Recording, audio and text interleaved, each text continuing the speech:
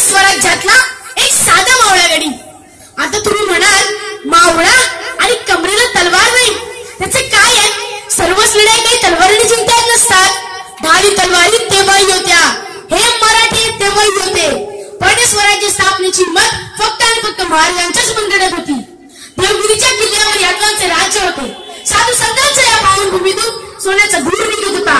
राजा सुखी होता, प्रजा सुखी होती. हिंदूंचा भगवा ध्वज धुमाकाच भडकत होता. आणि एक दिवस अचानक महाराष्ट्र सूर्याला ग्रहण लागले.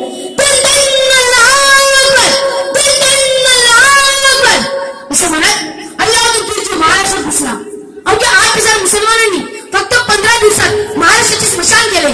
हजारो मराठे मारले गेले, तेवढे उद्ध्वस्त झाली. मंदिरांच्या मशिदी झाल्या, माय भगिनींची नफरी उडली गेली, गायी कापल्या गेल्या. 400 वर्ष लंगराच असाच चालू राहिला. अहो, जिथे देवगिरीच्या पराक्रमी राजाला आपली पोटची पोट मुसलमानांना द्यावी लागली, तिथे सामान्य जनतेची काय कथा? महाराष्ट्राला कोणी पाहिलेच नव्हतं. आज 350 वर्षापूर्वी काय दुर्गांना भेदून एक तेजस्वी सूर्य उगवला. जिजाबाईंच्या पोटी शिवबा जन्मला. कलाने मांडणारे ते शिवबाला महासाहेबांनी चिवकावच्या गोष्टी, भातुकीची खेळ नाही शिकवले. रामायण महाभारतातल्या पराक्रमाच्या आणि न्यायाच्या गोष्टी शिकवून आपला पुत्र महाराष्ट्राला दिला. परक्यांची गुलामी न करता स्वतःचे राज्य स्थापून जनतेला सुखी करण्याची शिकवण दिली. मराठी मातीला तारणार मिळाला. अहो, जेव्हा मोघल हिंदूंच्या सणात रक्ताची होळी खेळत होते, तेव्हा वयाच्या 12व्या वर्षी शिवबाने रायरेश्वराला स्वतःच्या रक्ताचा अभिषेक केला. स्वराज्य स्थापनेची प्रतिज्ञा केली.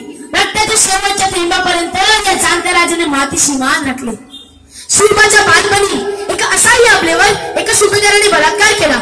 महासाहेबांनी त्याचे दोन्ही हात छाटून टाकले. माय भगिनीच्या रक्षणाचे बाळकडून त्यांच्या आईकडूनच मिळाले. लुटीमध्ये मिळालेल्या एका सुंदर स्त्रीला माते समान म्हणून तिचा मान सन्मान करणारा असा तोड पुरुष पुन्हा होणे नाहीच. जात पात धर्म न मानता राजांनी सर्वांना एकत्र केले. मुघल सैन्याशी लढून महाराष्ट्राला गुलामीतून मुक्त केले. महाराष्ट्राकडे बोट दाखवून शाहिस्ते खानाची तर बोटे छाटली. महाराजांना संपवण्यासाठी पेटू उठलेल्या अफजल खानाने तर स्वतःच्या 64 बायकांना ठार मारून प्रतापगडात धडक दिली. पण राजाने या सैतानाचा कोतळा टरा फाडून दिला, याच मातीत गाडला. पण आजचे राजे अफजल गुरु सारखे सैतानाचे कोतळे